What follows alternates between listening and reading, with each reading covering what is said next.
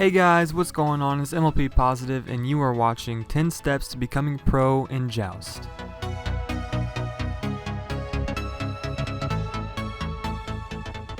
This is for the Season 3 Joust map in case you couldn't tell, but the first step is to make sure that your build has health and mana potions. The reason you do this is to outlast your opponents in lane.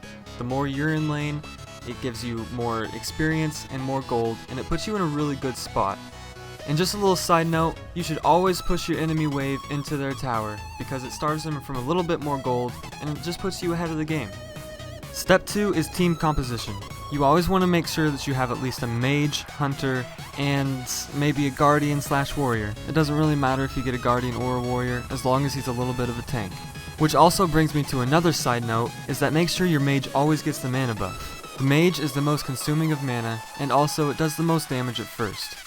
Give or take a few gods, but is still deserving of the mana buff. Step 3 is going for damage. Now I see this going one of two ways. One, you can contest damage and not take it, just make sure that they don't get it, and then when they leave you can take it then. Or, you can just go for it off the bat. Sometimes they go for their mana, sometimes they don't even try to contest you. But if you really want the damage, then you can go get it. Just don't cry when it gets taken. What I like to do is I like to contest damage at first. That's just me. But I like to stay back a little bit. Sometimes they have a tank zoning the damage, which is really smart, but also I can sneak in there and just lay off one ability that'll take it when it's near death. It's a really smart thing to do. If you have an ability that's semi-ranged that can do a lot of damage at first, then use that to steal the buff. Damage is an important role to have in the beginning, so I'd say it's almost mandatory to at least try and get. Now this brings me to my next step, which is step 4. It could easily get discarded from your mind, so make sure that you ward often. Since the new Joust map has more of a jungle, you need to keep eyes on it. The reason for this is because if you don't know where they are, you could maybe get a little bit scared that they're gonna gank you. So if you have eyes on the jungle and you know, oh, they're at their mana, or they're in this bridge, or they're taking fire, it could be really good for you. So you see how warded we have that thing? That's how it should be. You should have a couple people warding.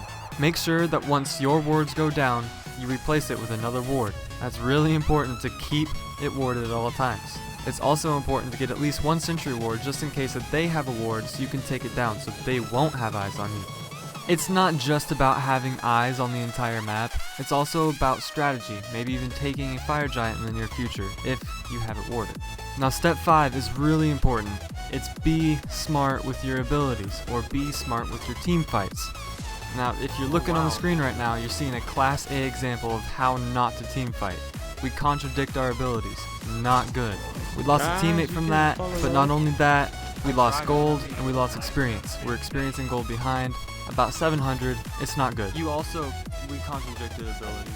This step could also be renamed to communication, or good communication with your teammates, because you kind of do need good communication to pair your abilities. Doing a team fight right though, and pairing your abilities properly, is almost surely going to make you win. Take Fire Giant as much as possible. This is step 6. Nothing is better than laying on constant pressure. What most people do and what you should do is you should have your Hunter or your Poseidon, if you have a Poseidon, attack the Fire Giant. The tank should zone around and try to control the enemy so it's harder to get to you and steal it. Also, if you're a mage, then you want to be in lane to try and distract. But if they know you're taking the Fire Giant buff, then go help your tank in occupying the enemies. Your Hunter should be able to take it by himself if he's level 12 and has some lifesteal. But if they don't even know you're there, then of course all you gotta do is help your Hunter, put some abilities on there, do some damage, and you should have it zoned pretty well to where you should be safe, and you should know when they're coming. You should know about how much time you have to take the Fire Giant. Fuck it, might as well take all their buffs while you're there. If you starve them of their camps, then they won't not only have their buffs, but they'll be starved out of their extra golden experience. Plus, you get their buffs. Pretty cool. And the less buffs they have, and the more buffs you have, and the less golden experience they have, and the more golden experience that you have, you'll be swimming in A1 steak sauce. So just make sure that you can control the camps to the best of your abilities, and also don't forget to ward. I cannot stress that one enough. Bull Demon buff, Fire Giant buff, whatever you want to call it, take advantage of it. If you get it, go invade their tower. The tower can't hurt you. Too many times do I see people backing after they get the Fire Giant buff. The Fire Giant buff gives you health per second, a lot of it. Only back if you absolutely need to, or if you want to finish your build. which is fine as long as your other 2 teammates can press on them as much as possible and try and get the tower down.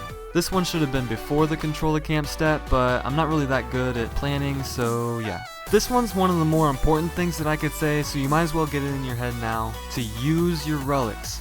There's a reason that they're in the game. It can change the tide of battle instantly.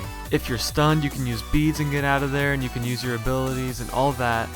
And even Sanctuary, it's really good for those new and Scylla ults. And then you have Sprint and Weakening Curse to catch up to the enemy, and you can even use them both at the same time to ensure the kill. They're really important, and you should just get into your head to use them. You can't be pro if you don't use your relics. But also, obviously, the 4 relics that I said aren't the only ones that you can use. All the other ones have really great purpose, and you just need to find the right time to use them and the right comp and right enemies. Okay, last step, grand finale. It's attack often and finish the games. What I mean by this is if you're a hunter, then try to poke them and make them go back to their fountain. Or if you're a mage, don't be so conservative with your mana. You should have a mana buff, and your potions should help you sustain. So use your abilities. And if you're a tank, get in there and attract them or pull them or root or even stun them. You're a tank for one purpose, and it's to get your teammates some kills. But most importantly is finish your games. Don't let the game drag on because you're trying to pad your stats. It doesn't really matter about your stats at the end, it only matters about the W. Besides, you don't want them to pull off a shock and deicide because those do happen and they're lethal. Anyway, I hope that you guys enjoy this video. I put a lot of effort and time into it. Thumbs it up, like, comment, subscribe, and I'll see you in the next one.